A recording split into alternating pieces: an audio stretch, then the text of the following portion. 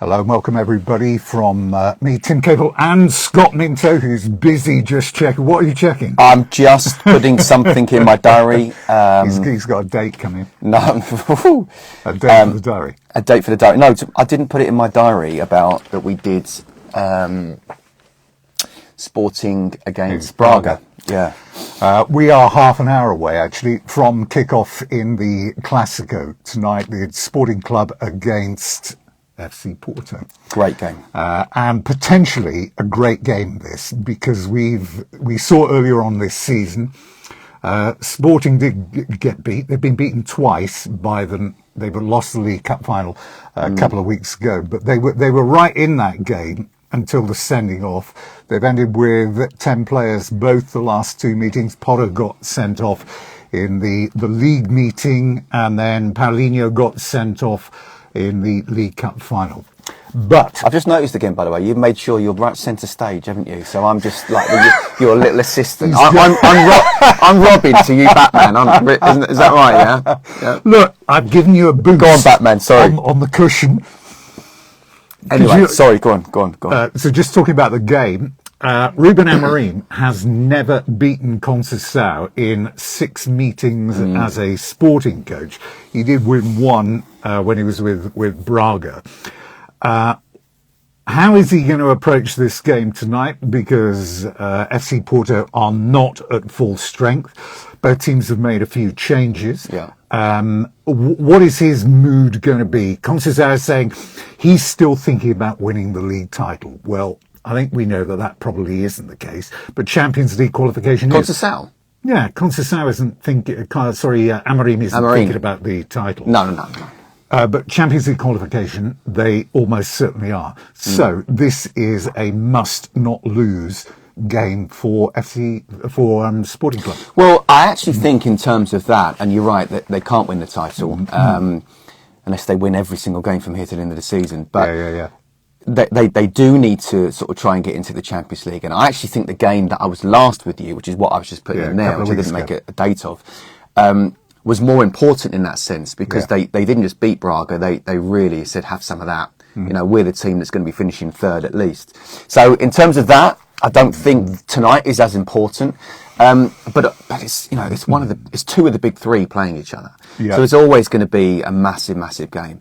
Look, there's no love lost between these two rivals anyway, but we're in a bit of a period at the moment where they seem to really hate each other. And you remember the game, I think it was in Porto, wasn't it? Not in Lisbon, where there was 1 million sendings off, both at the end of the game and afterwards. So I think it's going to be incredibly passionate. Yeah. I don't really get the story for me coming into it before I saw the team sheet was that Paulinho got a 3-match suspension in the League Cup final against Porto, and yet they've gone to a court outside of the football, and they've suspended that third game, which means he can now play, and yet he's not starting. No. Chimiti's up front. So, look, it's a massive boost for the youngster, I have to say. Okay, you always want to have a Paulinho coming off the bench, but if you're going to go to those kind of ways of he's trying left to get around. Chimiti in. He's left Chimiti in for a good reason. Chimiti came in and scored his first goal for the club in midweek, and he has the pace to worry to 30-plus defender. I mean, Pep is, we know, 40 years of age in 2 weeks. Marcano is 35, and there's clearly a reason why you've got an 18-year-old playing in there who could potentially run them ragged, and is on a high because of his debut goal. No, you're absolutely right. You know, and what I would say is, if I was one of those central defenders for Porto, who would I rather not be playing against? And it's the athleticism of Chimiti. So it just sort of tickled me that I thought, okay, well, after the lengths and breadths they've gone to go to court to make sure Paulinho can play, they put him on the bench. But no, Chimiti's a handful. Look, we know what Sporting do. They're 3-4-3, very compact, very well organised. Obviously, is the likes of Trincao and especially Marcus Edwards. With the skill they've got there, that front three can be very dangerous, but they will, you know, be very compact when without the ball. And let's not forget, by the way, we tend to gloss over the fact that their home record is very, very good. I mean, since that loss to Desportivo Chaves, which we did earlier on in the year. That's August. They've won every game at home in the league. But they are up against a team that has not conceded a goal in 6 games. It's a record for Conceição. So they're coming into looking for a 7th clean sheet in a row. So it's going to take something to break them down. But as we said, there's plenty that has been moved around in this team. Well, yeah, just Zyda is playing, and well, mind you, Jean-Marie has had a great couple of weeks as well. But just on that, I think it is going to be one of those games where I think it's going to be very fiercely contested. But I don't think there will be many goals. There's quality from both going forward, but I think the defences are very, very strong. This is a very, very interesting point you've made. Since the first time ever? Or? No, it was the second time. Because you made a very good point about a month ago. A year ago. Yeah, right, yes, and I made a note of it.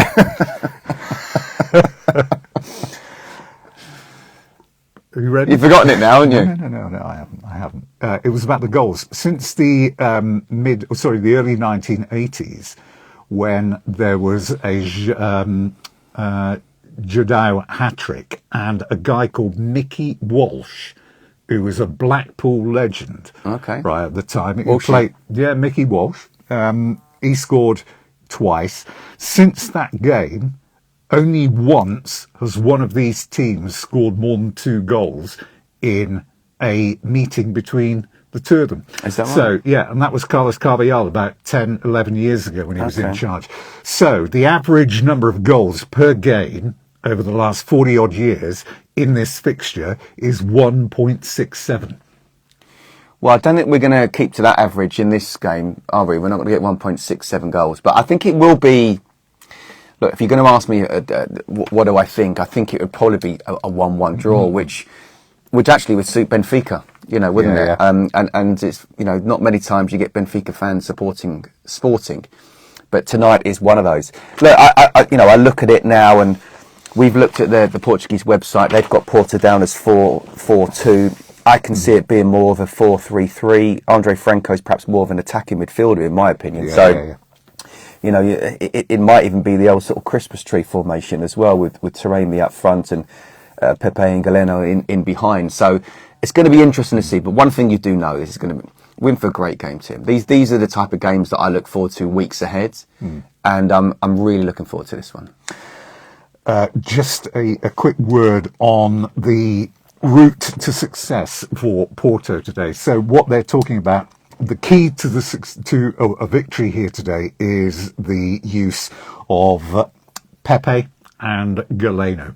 The two of them have been involved in 29 of the 87 goals that Porto have scored this year in terms of scoring them or providing assists. Behind them, you've got Jean-Marie, who's provided 8 assists this season, 7 in the last 7 games. Somebody's been doing their homework. It's all up here, is where I carry it. Okay.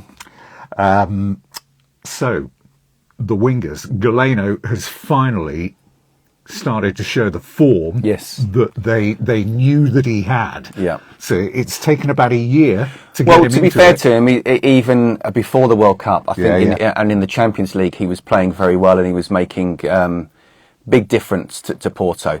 Yeah. A guy of a lot of talent. What's going to be interesting for me is sometimes, Conceição and his Porto side struggle against the 5 at the back or the 3 to really close down the wide players, the wing backs.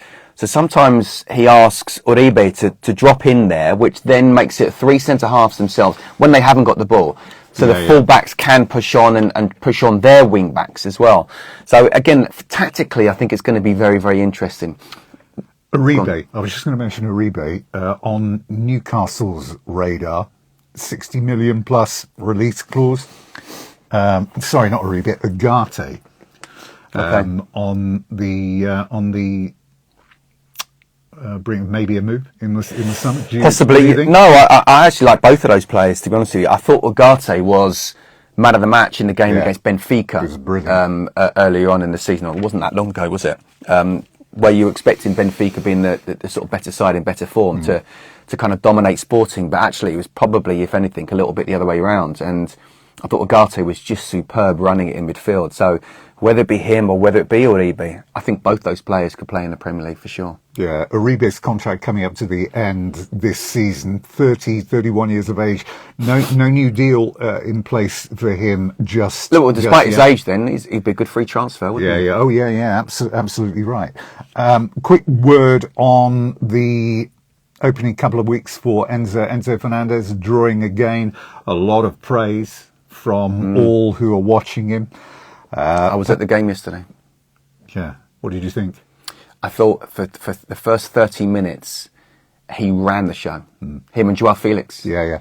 I thought that both of them were brilliant, and Chelsea were brilliant. And then they conceded and just didn't quite get to the levels they were before. And that's not his fault.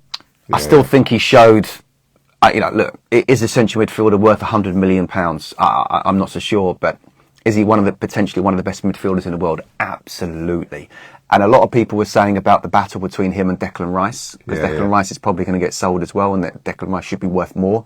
Well, if you're talking about pure one-on-one head-to-head, then Enzo Fernandez won that one. But slightly unfair, I think, for Dec to be compared in that one. But I thought he's done really well, Enzo. He's done really well. And quick word about Pedro Porro. That's for you. You were texting me yesterday, weren't you, as I was coming back from the game? I'll leave that one to you, mate. Oh, dear. But, you know what really made me smile yesterday? I mean, obviously, he had the cliche baptism of fire, is the Spurs fans. Right. If you looked at some of the social media postings, etc. afterwards, Why? Well, you know what they were saying is, why did they drop Emerson? Do you know what? I'm hearing a lot of people saying that, and Emerson probably had the best game in his best 2 games in a row in his Spurs career, certainly against City. But it just shows you. Listen, they've spent the entire season saying, "Get him, not out the team, not worthy of being wearing a Spurs shirt. Yeah, get him out. He's useless." Now they're saying that. Oh my God. You know, we've seen Pedro Porro. We've seen him. We know he's a very good player. Clearly, he had a very bad debut. Yeah. But Patrice ever had a very bad debut, and we know what happened there. So, look, we know he's a class player. He needs to get used to the pace of the Premier League. Clearly, defensively, you were saying he was very bad, and watching the goals he was, Leicester were concentrating there. But he'll come good. I've no doubt about that. Speed of the transition caught him out. Yeah. I mean, he is an athlete. But even that, I mean, I think I said to you tonight, this ain't Santa Clara. You did. It's like 1-2 passes and they're in the opposition penalty area. He hasn't got time to turn and track back. It's gone. So he's got to rely on what was behind him yesterday, and what was behind him was not great. No. But we got to move on quickly, very quickly before we go. We are live at 6. We are. There you can see the players warming up. Pepe, or Pep, whichever way you want to pronounce his name. They say Pep in Portugal. 80 Classicos. I thought you were going to say 80 years age now. 80 Classicos he's played. A quick word, though, about Europe, which returns Champions League. Yes. And some of the Europa games this week. Sporting playing Midtjylland of Denmark, who haven't had a great time of it. I think they're mid-table in Denmark, coming off the back of a winter break as well. So big chance for them to continue in Europa League. Massive. And we have Porto against Inter. And that's we a have good game. Benfica in action as well. Well, I'm confident of Benfica against Bruges, but we shall see. They're playing Tuesday. Benfica have had a big break. No game since last week. They played that Thursday evening, so Benfica didn't play. Benfica back in action against Brugge, who are really, really struggling. Brugge, okay. Scotty Parker. What? Yeah. No, just the way you said it. It's not the English way, is it? But it's the proper way. Brugge. Very good. That was all those years on Eurogoals. I know. I remember when I do remember that, hearing it for the first time, and saying, "What's that?" And then he said, "Look, Brugge." No, it is absolutely. You're spot on. Way. Always listen to a commentator if you want to know how to pronounce something. Scott Parker. Yes, he's having a tough time there. That was a strange one for me. I've got to be honest with you. I didn't see him. I hope he does really well. He's a good guy. I think he will learn a lot. whether he will. I mean, I don't think I'm not sure if he's taken his family over. I heard he hasn't, but I don't know for sure.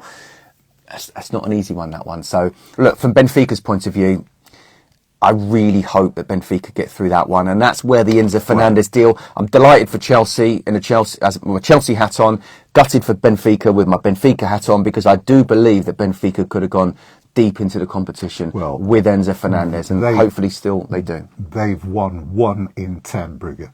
So if you can't beat that, but yeah, we remember how they played when they played Porto in Portugal. Well, yes, I know Porto got the revenge. I did that game, the revenge, and it could have been 8. Yeah. So I don't think Bruges are a very good side, and that was before Scotty went in there. So look, you don't look too far ahead, but I do expect Benfica to go through. I expect Sporting to go through. Yeah. It's going to be a tough one, possibly for Porto, but fingers crossed for all the Portuguese sides. Right, we must go. 6 o'clock on BT Sport 4. Are we on 4? I think we're on BT Sport 4. I don't know. I just turn up and talk. We're on BT Sport 4 for the Classic. It is Sporting Club against FC Porto. I hope you can join us for that. And next week, wherever we're going to be, where are we? I don't know. Is it Benfica next week? I don't look too far ahead. Again, let me have a look. I don't think it's been. Oh no, it is Benfica. Yeah, it's on the Monday, isn't it? Yeah, it is. Benfica Braga. Benfica Braga. Monday nights, yes, on the 20th. Another big game. Late kickoff, 9:15. One for you not to. Yeah, I know. We need to get a bit of sleep in before we have a late night. We're not the players, Tim. We're not the players. A bit of pre-match. No, you've got to be sharp. You've got to be on it. Right, thank you very much for joining us wherever you're watching or listening, and do enjoy the game. It is going to be good.